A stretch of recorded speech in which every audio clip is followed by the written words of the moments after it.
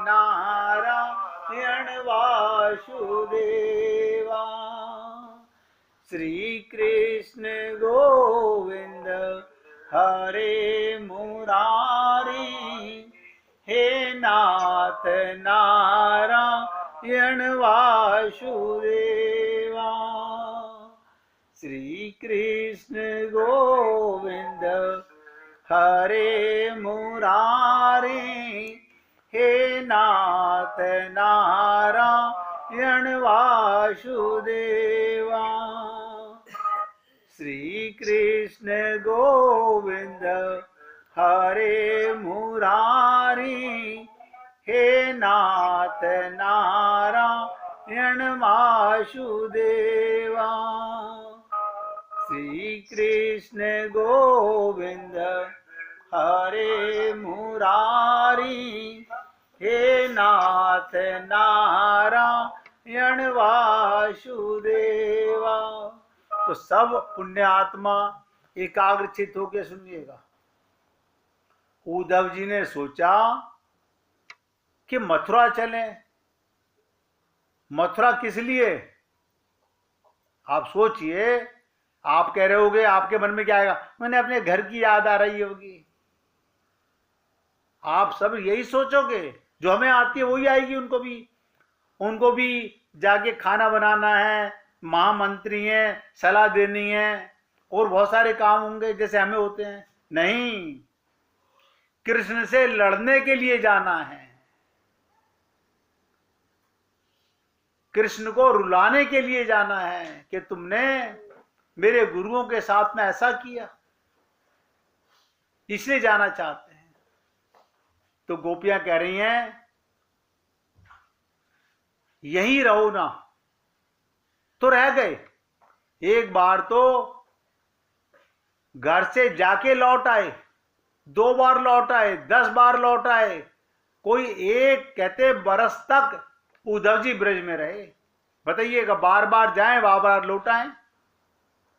एक दिन उद्धव जी ने गोपियों से कहा कि गोपियों, जैसे तुम लोगों के मन में, अब ध्यान से सुनिएगा, जैसे तुम लोगों के मन में, तुम पुण्य आत्माओं के मन में कृष्ण के कुशल मंगल, उनके अंतरंग भाव जानने की इच्छा थी, ऐसे ही कृष्ण को भी तो तुम्हारे अंतरंग भाव जानने की इच्छा होगी। तो अगर तुम आज्ञा दो मेरे गुरु, समाचार उनको नहीं मिलेगा तो उनको भी तो तुम्हारे अंतरंग भाव जानने की इच्छा है। अगर आप आज्ञा दें तो मैं जाकर तुम्हारे हृदय की विरह वेदना को सुना डालूं। उन्होंने मुझे यहां भेजा था ज्ञान देने के लिए, और मैं तो उन्हें जाके प्रेम की पराकाष्ठा बताना चाहता हूं। तो गोपियों ने कहा, अच्छा उद्धव जी, उनको यदि कष्ट होता, ध्यान दीजिएगा क्या कहती हैं गोपियां, यदि उनको कष्ट होता हो तो उसको मिटाने के लिए तुम जाओ। हमें चाहे जितना कष्ट होवे, प्रेम का ये गुण है, प्रेम का ये गुण है कि प्रेमी हमेशा अपने प्रियतम को सुख पहुंचाने के लिए बड़े से बड़ा कष्ट सहने को तैयार रहता है। जहां अपने सुख के लिए चेष्टा होती है, नोट करो, वहां प्रेम नहीं होता, वहां स्वार्थ होता है, वहां काम होता है। और जहां उसको सुख पहुंचाने की चेष्टा हो, वहां प्रेम होता है। अब आप लोग कहोगे यही सब के सब अपने मन में, हमारा तो बस यही भाव रहता है प्रेम देव, दूसरे को सुख देना चाहते हैं हम, लेकिन ऐसा है नहीं, खाली शब्दों में कहने वाली बात है। अंदर क्या है ये भगवान जानते हैं। यही प्रेम और काम का अंतर है, यही आत्मज्ञान और शरीर ज्ञान का अंतर है।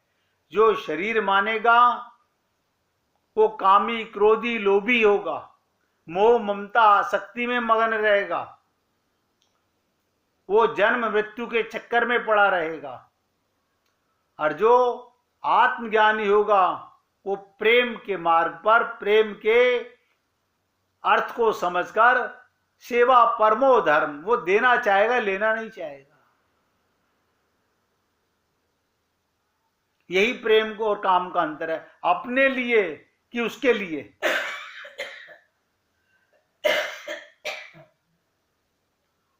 तो गोपियों ने आज्ञा दे दी। देखिए, एक समय था जब 5 महीने पहले आपके साथ चर्चा चालू हुई थी कि वहां से भेजा गया था, आज यहां गुरु से आज्ञा ली जा रही है। गोपियों ने आज्ञा दे दी कि अच्छा उद्धव जी जाना। तब यशोदा मैया के पास गए। सबसे पहले गोपियों से आज्ञा ली, सबसे पहले गुरु की आज्ञा, तब यशोदा मैया के पास गए। अब यशोदा मैया से पूछ लेते हैं पहले कि अच्छा मैया जाएं, और मैया कह देती है कि जाओ। तब गोपियों से जाके पूछते कि गोपियों जाएं, और गोपियां कह देती मत जाओ। तो मैया से आज्ञा मिल जाने के बाद भी गोपियों के रोकने से रुक जाते, तो बात उल्टी पड़ जाती। इसलिए सबसे पहले उनसे परमिशन ली कि जिनकी आज्ञा को मैं टाल नहीं सकता।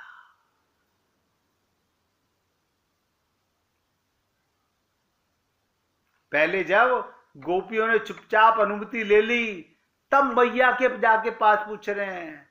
अब मैया ने कहा उद्धव जी तुम्हारे आने से तो बड़ा आनंद है, हमको तो कृष्ण की चर्चा सुनने को मिलती है, काहे को जा रहे हो? तो कहते हैं मैया कभी कभी कृष्ण के मन में ताजा माखन खाने की भी तो आती होगी ना, तो ताजा माखन तैयार कर दो और भेज दे दो, मैं एक दिन खिला के फिर आ जाऊंगा। देखो मैया को अपने लाला को माखन खिलाना है तो मैया को मना लिया, गुरुओं से आज्ञा ले ली, गोपियों से। मैया ने कहा अच्छा बेटा ताजा माखन निकाल दूंगी तब लेके चले जाना। और गोपियों ने क्या भेजा? गोपियों ने कृष्ण के लिए क्या भेजा होगा? आप सुनोगे भूल जाओगे, मैं बता रहा हूं, भूल जाओगे। क्यों? हमें ये याद है हमारी बहन ने, हमारे जीजा ने, हमारे साली ने, हमारे रिश्तेदार ने हमें ये चांदी का छल्ला दिया था, ये सूट दिया था, ये जन्म की याद होगी। लेकिन भगवान के प्रेम की बातें हम भूल जाते हैं। इसलिए पहले बता रहा हूं कि क्या याद रहता है और क्या भूल जाता है इंसान। तो गोपियों ने क्या भेजा कि महाराज उनको तो ऐसी ऐसी मालाएं बनाई, किसी ने घुंघची की माला बनाई और उसमें अपना खास चिन्ह लगा दिया। ये किसने बनाई है? ये चंद्रावली ने बनाया, ये धन्या ने बनाया, हर गोपी, ये ललिता ने बनाया, ये भद्रा ने बनाया। अलग अलग अपनी अपनी माला, अपने अपने ढंग से वस्त्र, अपने अपने ढंग से आभूषण, अपने ढंग से कंगन, जो कृष्ण के काम में आवे और दूसरा ना पहचान सके कि किसने भेजा है। देखो कमाल की चीज, प्रेम की पराकाष्ठा इसी को बोलते हैं कि कृष्ण के हाथ में जिस गोपी की चीज पहुंचेगी तुरंत उसकी शक्ल सामने आ जाएगी। मैया ने खाने की बढ़िया बढ़िया वस्तुएं दी। आनंद बाबा ने क्या दिया? कस्तूरी, नाना प्रकार की बढ़िया बढ़िया वस्तुएं। और बलदेव जी के लिए रखी हुई थी नाना प्रकार के पकवान। देव की रोहिणी के लिए वस्त्र आभूषण दिए। उद्धव जी ने नंद बाबा से जाने के लिए पीछे पूछा, जब यशोदा मैया ने कबूल कर लिया। यानी उद्धव जी इतना जान गए थे, सबसे पहले परमिशन किससे लेनी चाहिए, उसके बाद कहां जाना चाहिए, उसके बाद कहां जाना चाहिए। जब यशोदा मैया ने कबूल कर लिया, क्योंकि ज्यादा प्रेम गोपियों का, नोट करो, सबसे ऊंचा, गाते हो ना आप लोग, सबसे ऊंची प्रेम सगाई, तो सबसे ऊंचा प्रेम था गोपियों का, उसके बाद यशोदा मैया का, उसके बाद नंद बाबा का, उसके बाद ग्वाल वालों से चर्चा की, यशोदा मैया ने बांसुरी भी भेजी, और श्री कृष्ण का ब्याह ना हो जाए, उसकी बहू आवेगी तो उसके लिए क्या क्या सामग्री चाहिए, ब्याह के लिए मैया ने जो इकट्ठी करके रखी थी वो सब सामग्री भी साथ भेजी।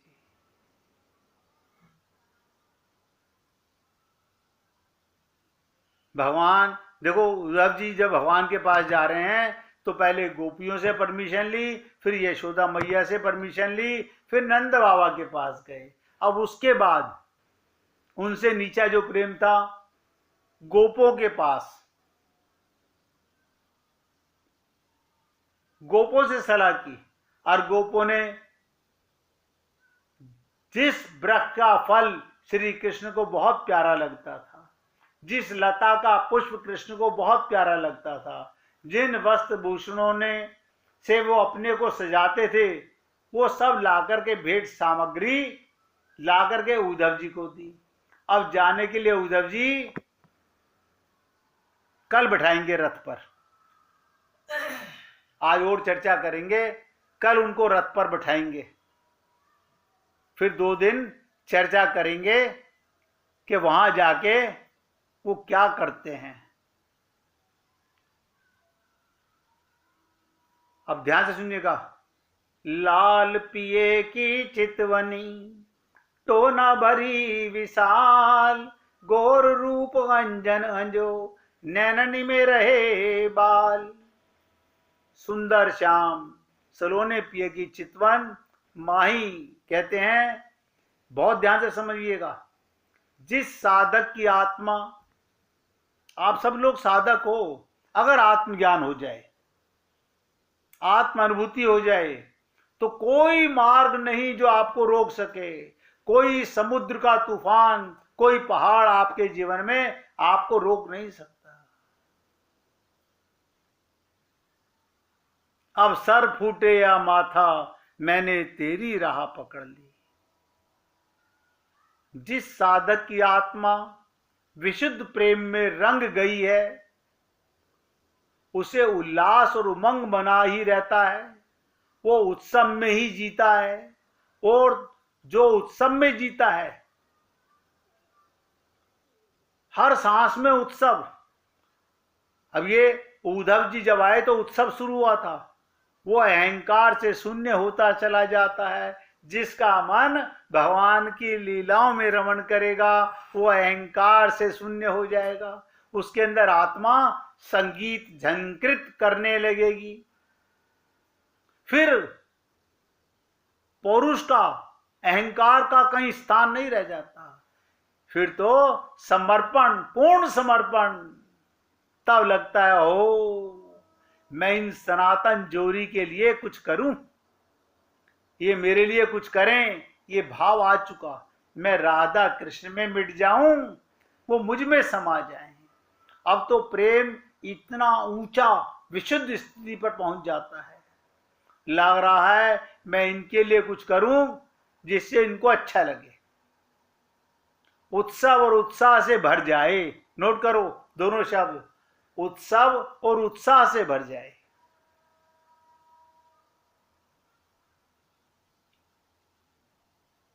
क्या करूं? प्रेम से भरे उस साधक को लगता है मैं अपने प्रिय को अपना सब कुछ दे दूं, स्वयं को अर्पित कर दूं, बस ये आनंद में रहें, इसका आनंद मैं और बढ़ाऊं, भगवान को आनंद मिले, मैं इनका आनंद कैसे बढ़ाऊं। हे रसिको, हे पुण्यात्माओ, ये नित्य निकुंज का एक उत्सव होता है वृंदावन में जिसे कहते हैं ब्याहुला उत्सव। इसके लिए ये अद्भुत, यहां सखियां गीत गाती हैं, कामना करती हैं, निहारती रहती हैं अद्भुत रजत पाटे पे विराजे नव दूल्हा दुल्हनिया को। ध्यान दीजिएगा, अद्भुत रजत पाटे पर विराजे नव दूल्हा दुल्हन को, और खो जाती हैं युगल दंपत्ति के अंगों के प्रकाश झलमला रहा हो, सौंदर्य झिलमिल कर रहा हो। अब आप और हम लोग सोच नहीं सकते उस अंग कांति को, उस भाव कांति को, कि कैसा उन गोपियों के मन में भाव आता होगा। तो ये नित्य निकुंज का बेहाला उत्सव इसलिए अद्भुत है। यहां सखियां गीत गाती हैं, कामना करती हैं, निहारती रहती हैं अद्भुत रजत पाटे पर बैठा करके। एक नील ज्योति है और एक स्वर्ण की आभा है, यानी एक कृष्ण और एक राधा, जिसके समस्त जगमगा रहा है। सखियां आपस में बतिया रही हैं, हंसती हैं, फिर खिलखिलाती हैं, इनके मन में कामना उठती है, तो ये आपस में अपनी सहचर्यों को बताती हैं। अष्ट सखियां हैं जो युगल वर्ग के निकट खड़ी हैं। इन सब में प्रमुखा श्री रंग देवी जी जो हैं वो सुंदर चमक ढुरा रही हैं। उनके पीछे हितु से सहचरी जी हैं, वह पलक निहार रही हैं युगल को, किंतु मन में आता है ज्यादा निहारूंगी तो नजर ना लग जाए, इसलिए नजर हटा हटा कर देखती हैं, अपनी सखियों को देख लेती हैं। इनकी प्यारी सखी है हरिप्रिया। हरिप्रिया इन्हीं को देख रही है। वो मुस्कुराकर अपनी सखी हरिप्रिया को देखते हैं तो हरिप्रिया आनंदित हो उठती है। यानी भगवान, जो भगवान को जिस भाव से देखता है, भगवान भी उसको उसी भाव से देखते हैं। अपने विवाह में ये किशोर इतने प्रसन्न हैं दोनों राधा कृष्ण, कि अपनी प्यारी किशोरी जी को, अब देखो कन्हैया राधा जी को भी टेढ़ी नजर से देखते हैं। पहले तो सीधे सीधे देख रहे थे आमने सामने, किंतु सखियों ने जब छेड़ना आरंभ किया तो नजर हटा ली, अब टेढ़ी दृष्टि से देखने लगे। अपनी दुल्हन को देख रहे हैं किंतु वो बंक भ्रकुटी स्थिर हो गई, वो बस देखे ही जा रहे हैं। ऐसी बेशर्माई छाई कन्हैया की आंखों में, आंख टेढ़ी की टेढ़ी रह गई। बहुत देर हो गई, ये क्या हुआ? लाला की समाधि लग गई। राधा जी को देखकर आंखें पथरा गई, हटना नहीं चाहती। अब देखिए, एक सखी हरिप्रिया मुस्कुराती है, वो अपनी सखी जो श्री हितु सहचरी जी को देखती है, फिर दोनों युगल को देखती है। किशोर अपनी किशोरी को ही देखे जा रहे हैं टेढ़ी नजर से, किंतु सखियों को तो समझ में आ ही गया ये ऐसे क्यों देख रहे हैं। निकुंज में बोलने की आवश्यकता नहीं है, वहां तो बिना बोले ही सब समझ लिया जाता है।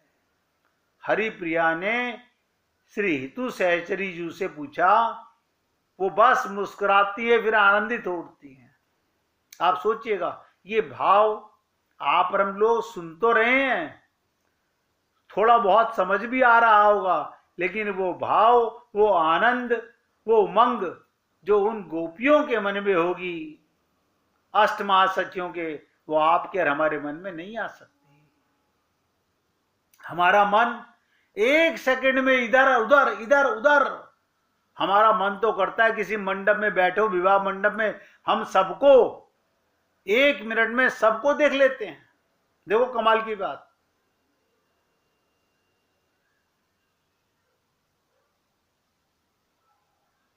किंतु अब ध्यान से सुनिएगा, हरिप्रिया की ओर जैसे ही ध्यान जाता है, वो अपने आंचल की हंसी को छुपाती है, किंतु अब उससे रहा नहीं जाता। क्यों? उसे वो दिख गया जो शायद किसी सखी को नहीं दिखा। क्या दिखा? वो अपने को सावधान करके देखती है, अरे सखियों देखो तो, अरे सखियों देखो तो, हमारे लालजू के नैनों में, हमारे लालजू के नैनों में हमारी प्रिया जी की छवि उभर आई है। क्या मतलब? हम लाला को देख रही हैं और लाला राधा को देख रहा है और लाला की पुतली में राधा की छवि उभर आई है। ये आनंदमय क्षण है। देखो, लालन के नैनों में प्रिया जी की छवि आ गई है। हरिप्रिया की बात सुनकर सब सखियां लालजू के नेत्रों में देखने लगती हैं। हाँ, सब कहती हैं प्रिया जी इनके ही नैनों में ही है, राधा कहीं नहीं। राधा कृष्ण के नैनन में और कृष्ण राधा के नैनन में, और हमारे नैनन में सारा संसार है। क्या बात है! हम माया के गुलाम हैं और वो एक दूसरे के आत्म स्वरूप हैं। वो उनकी प्राण प्रिया, वो उनके प्राण प्यारे, उनकी आंखों में, उनकी पुतली में एक दोनों समाये हुए हैं। तो हरिप्रिया की बातें सुनकर सब सखियां लालजू के नेत्रों में देखने लगी। अब ध्यान से सुनिएगा, हरिप्रिया कहती हैं अपने लालन ने प्रिया जू को ही अंजन बनाकर, बताइए कमाल है। हरिप्रिया कहती है अपने लालन ने प्रियाजू को ही अंजन बनाकर अपने आंखों में ढांप लिया है। ओ अभी लालजू के नैनों में इतना जादू भरा है प्रियाजू के, इसलिए हरिप्रिया से ये कह देती हैं कुछ ही देर के लिए रस सिंधु की उछाल मनोनिकुंज में चल पड़ती है, उसी में सब सखियां डूब रही हैं। आज इसका आनंद लीजिए। इससे आगे की चर्चा यहीं से। आज राधा कृष्ण की आंखों में, कृष्ण राधा की आंखों में, क्योंकि दोनों एक दूसरे के पूरक हैं। वो राधा जी कृष्ण की आत्मा है और कृष्ण जी राधा की आत्मा है, और आपके और हमारे हृदय में ये दोनों ही विराजमान है। अद्वैत एक तत्व है, राधा तत्व प्रधान। ये जो आपके आत्मा का जब आपको ज्ञान होगा तो प्रेम तत्व प्रकाश होगा, उसमें राधा कृष्ण जुगल सरकार का आपको बार बार दर्शन होने लगेगा, छवि आने लगेगी, लीलाएं उभरने लगेंगी, मन अंदर की ओर मनमुख होने लगेगा, सन्मुख होने लगेगा। अभी हमारा मन, हमारी आंखें संसार को देखती है, विमुख होती हैं। जब आपको आत्मज्ञान होगा तो आपका अंतःकरण मनमुख होने लगेगा, आपके हृदय में भगवान के उद्गार, लीला अपने आप उत्पन्न होने लगेंगी, अपने आप आनंद बरसने लगेगा। आपके आंखों से कब अविरल धारा बहने लगेगी आपको पता नहीं चलेगा। इसलिए हे पुण्य आत्माओं, आज मैं यहां विराम दे रहा हूं। इससे आगे की चर्चा कल करेंगे। अब प्यार से गाइएगा। खुले हैं मन मंदिर के द्वार, पधारो राधा संग सरकार। खुले हैं मन मंदिर के द्वार, पधारो राधा संग सरकार। खुले हैं मन मंदिर के द्वार, पधारो राधा संग सरकार। खुले हैं मन मंदिर के द्वार, पधारो राधा संग सरकार, खुले हैं मन मंदिर के द्वार, पधारो राधा संग सरकार। बोलिए वृंदावन बिहारी लाल की जय। जय जय श्री राधे, जय जय श्री राधे। बोलिए लाल जी का मंगल हो, सभी भक्तों का मंगल हो। सबको राधे राधे भैया, सबको राधे राधे भाई, राधे।